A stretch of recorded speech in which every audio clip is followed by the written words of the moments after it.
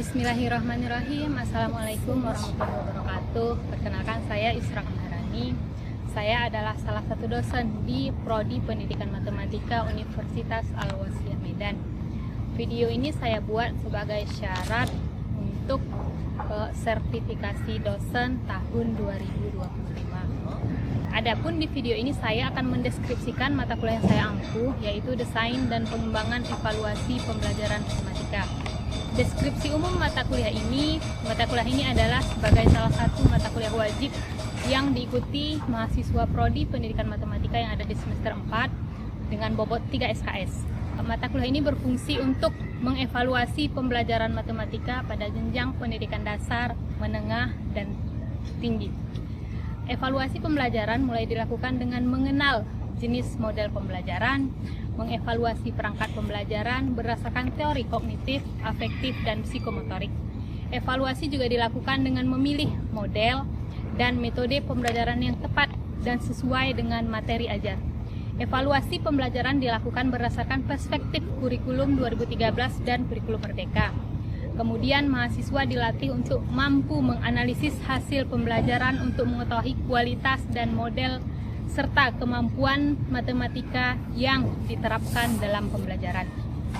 Adapun kemampuan yang diharapkan dalam mata kuliah ini ada 5. Yang pertama, mahasiswa mampu memadukan sumber-sumber belajar dan teori yang mendukung proses pembelajaran.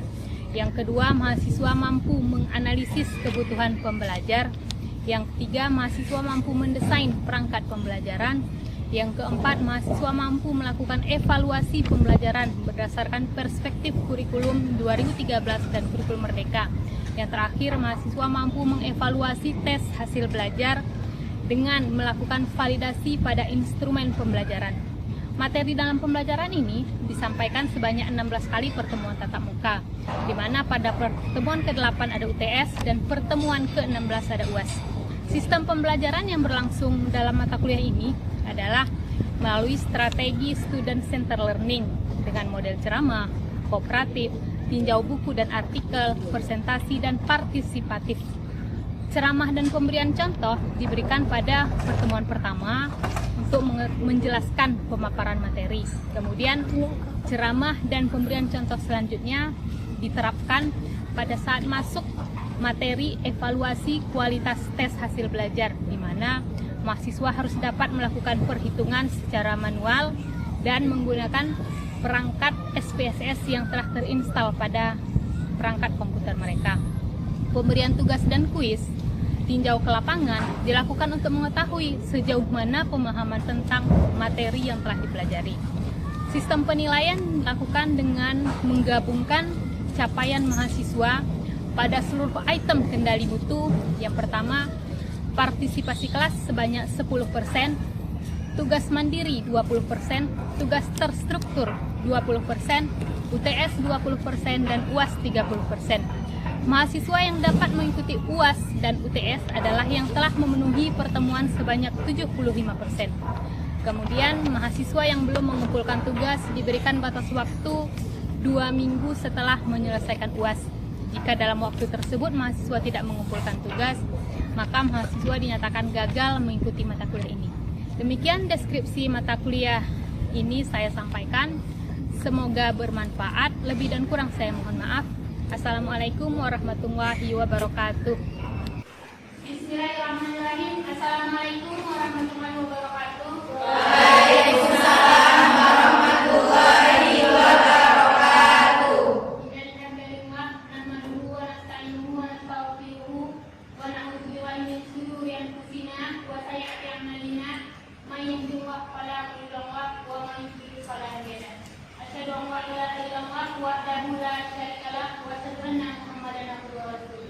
Baik,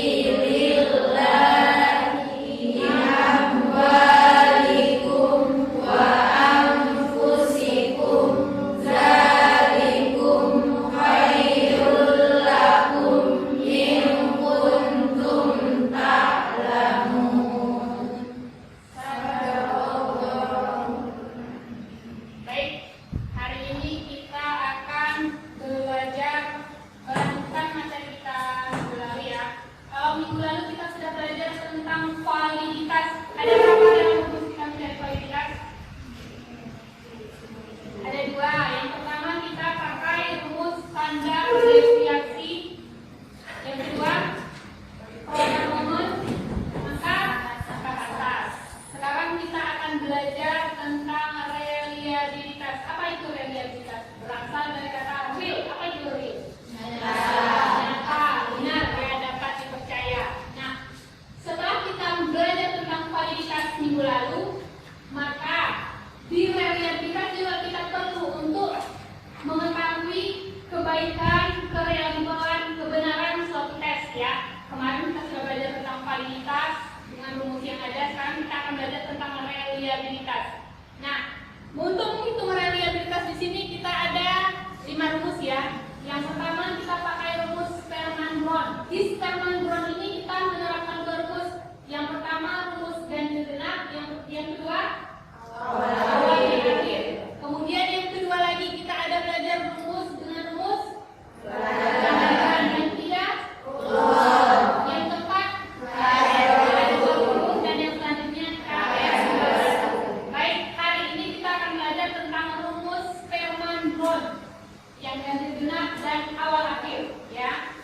Sekarang kita masuk ke rumusnya. Ini dia ada rumus Sperman-Brown ganjil genap. Nah, di sini selain kita belajar tentang rumus Sperman-Brown-nya, kita juga harus mengingat kembali rumus produk momen angka kasar minggu lalu. Apa rumus produk momen angka kasarnya? RXY sama dengan N kali sigma apa? Sigma XY kurang sigma X kali sigma Y per akar dari ya N sigma X kuadrat, N kali ya, N kali sigma X kuadrat kali sigma X kuadrat, terus kali lagi N sigma XY kuadrat kurang sigma Y kuadrat kurang sigma. Ayo, apa rumus produk momen angka kasar kemarin? Produk momen angka kasar. Karena kalau kita tidak memakai produk momen angka kasar, kita tidak dapat menyelesaikan Sperman-Brown. Produk momen angka kasar.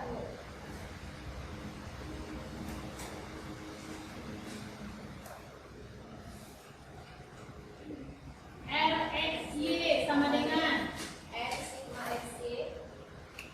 sigma XY N kali terus kurang sigma X kali sigma Y per akar terus N kali sigma X kuadrat kurang sigma X kuadrat, gitu ya, kali. Sekarang masuk Y-nya, bagian Y-nya. N kali sigma Y kuadrat kurang sigma Y kuadrat. Nah, untuk mengerjakan dengan Sperman-Brown, kita harus ingat juga produk momen angka kasarnya. Kenapa? Karena nilai R setengah-setengahnya itu kita dapat dari produk momen angka kasarnya. Oke, sampai di sini. Ini jangan dilupakan, ya. Produk momen angka kasar jangan dilupakan. Oke, sekarang kita masuk ke contoh. Di sini nilai suatu tes untuk 5 orang siswa adalah sebagai berikut. Ini contohnya. Silakan bisa sekalian ditulis. Kita punya nilai 5, 5, 2, 3, 5, 0, 4, 4, 5. Untuk menyelesaikan ini kita harus punya alat bantu. Alat bantunya kita harus punya tabel ini. Sekarang kita akan menyelesaikan dengan Sperman-Brown pembelahan ganjil genap. Bagaimana kita mengetahui pembelahan ganjil genap? Di sini kita sudah punya contoh soal. Datanya ini kan nomor urut 1, ya. 1, 2, 3, 4, 5, 6, 7, 8, 9, 10. Kalau kita bagi, berarti 5, ya. Nomor urut 1 kita anggap ganjil. Nomor urut 2 genap. 3 4. Nah, silakan dimasukkan ke sini mana yang item ganjil, mana yang item genap. Kalau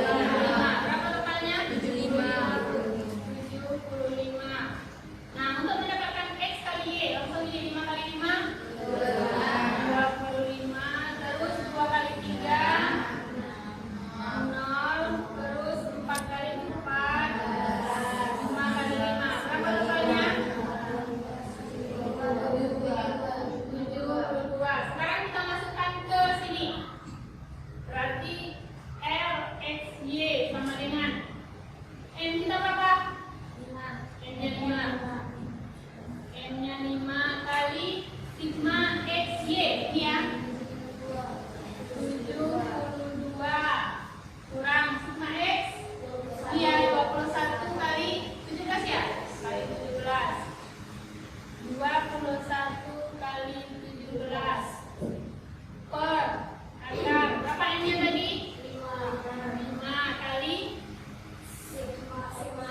sigma X kuadrat berapa? 95 kali 95 kurang sigma X-nya 21 ya, 21 kuadrat kali, sekarang untuk Y 5 kali 75 5 kali 75 kurang sigma ini berapa?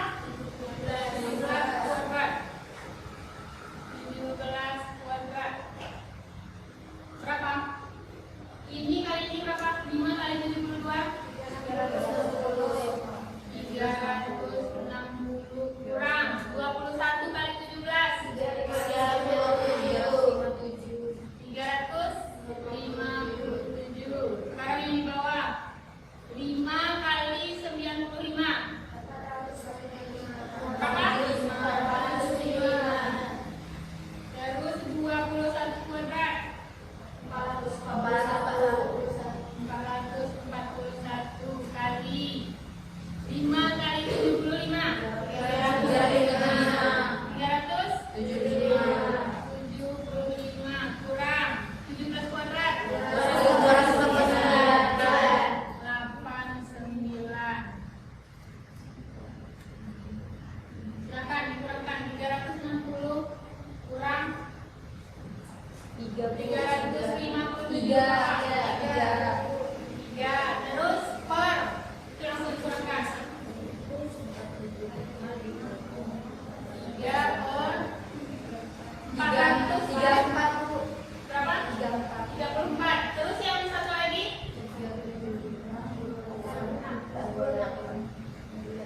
34 kurang 8 kali 86 ya? Iya 86 berapa?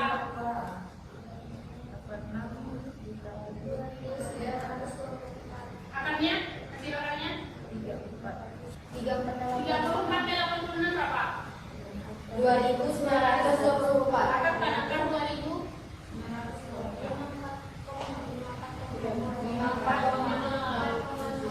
terus 3 bagi 54,0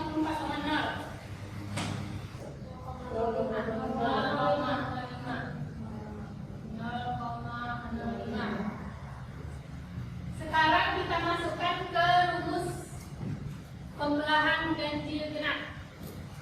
Terus kita masukkan ke pembelahan ganjil genapnya ya. Apa rumusnya? Oke, 1 sama dengan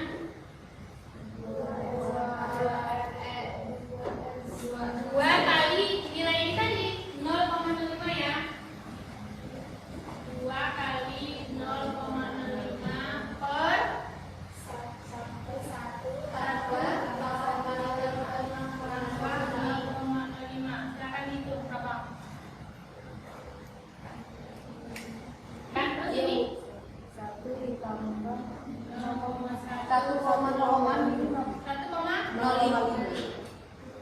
ini? Oke, berapa? 0,1 dibagi 1,05 0,09.